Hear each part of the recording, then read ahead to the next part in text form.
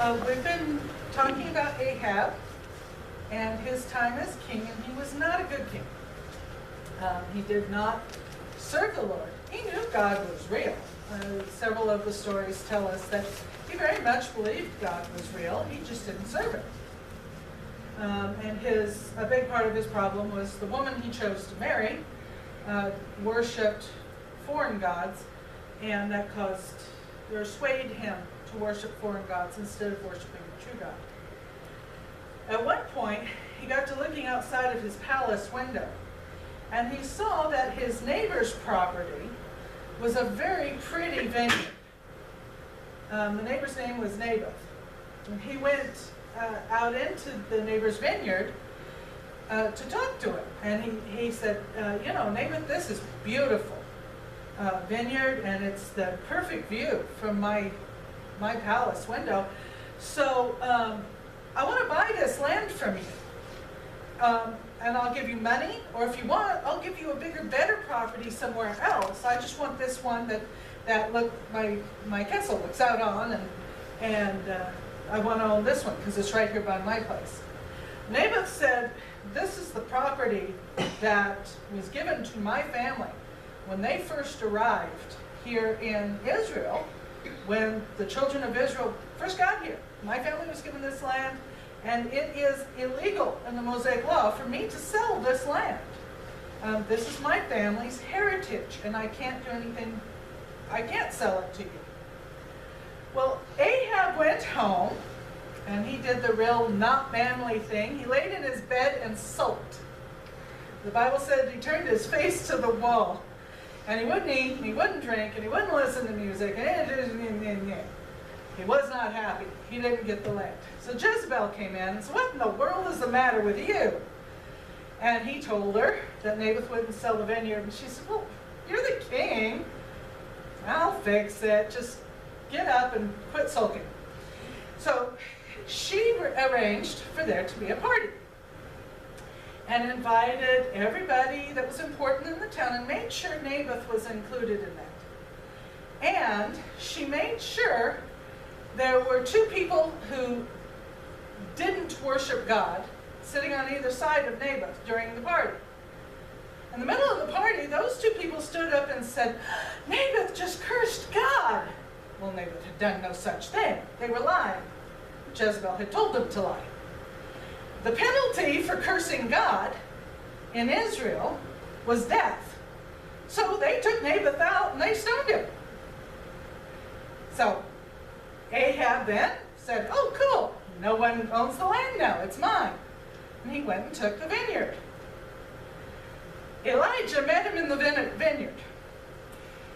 And Elijah said, Ahab, you made a mistake.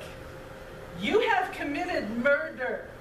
I mean, it may not have been your hand that threw the rocks, but you committed murder. You let your wife do this? You are in trouble. What's going to happen is, because Naboth was stoned, the wild dogs ate his remains.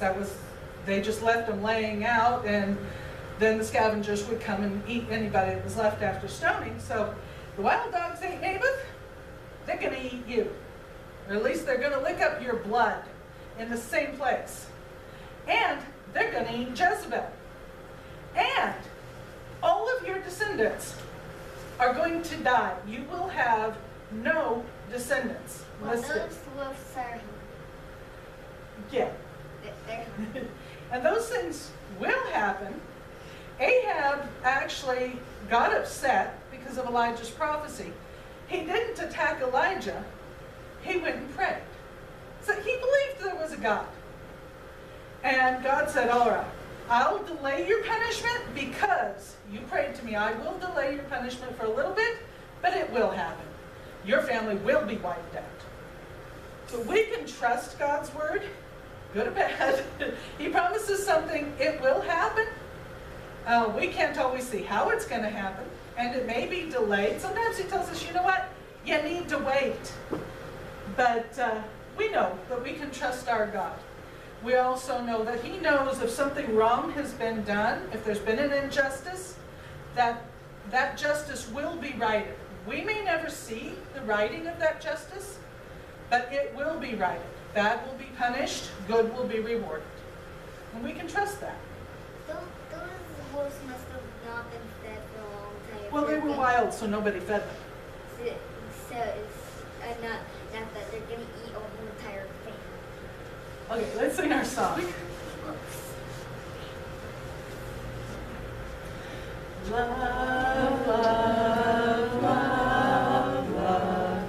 Christians, this is your call to love your neighbor as yourself, for God loves us all. Love, love, love, love. Christians, this is your call to love your neighbor as yourself, for God loves us all. When I picked the song, I didn't think about how appropriate it is for the story. Ahab did not love his neighbor as himself, did he?